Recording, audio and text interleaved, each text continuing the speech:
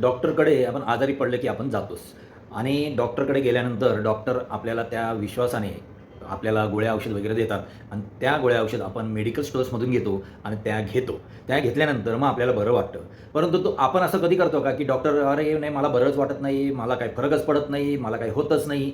असं जर केलं तर त्या डॉक्टरने कितीतरी भारी औषधं, गोळ्या दिल्या तरी त्याचा काही उपयोग होत नाही. थोडक्यात काय, ज्याप्रमाणे आपण डॉक्टरकडे ज्या विश्वासाने आपण जातो, त्या विश्वासाने जर आपण गोळ्या औषधं जर घेतल्या, तर त्याचा नक्की फरक पडत असतो. बहुतांश लोकं काय करतात, बरेच डॉक्टर बदलत असतात. "अरे, मला काही फरक नाही. अरे, मला काही फरक पडला नाही."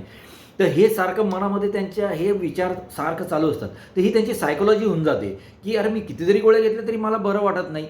पण तो जो त्यांचा जो आत्मविश्वास असतो ना, तो कुठेतरी डगमगतच असतो.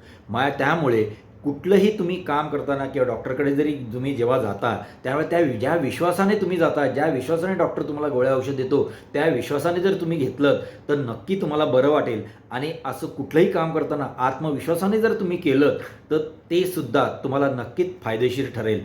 करून बघा तुम्ही, नक्कीच तुम्हाला फायदा होईल. हा माझा आत्मविश्वास आहे.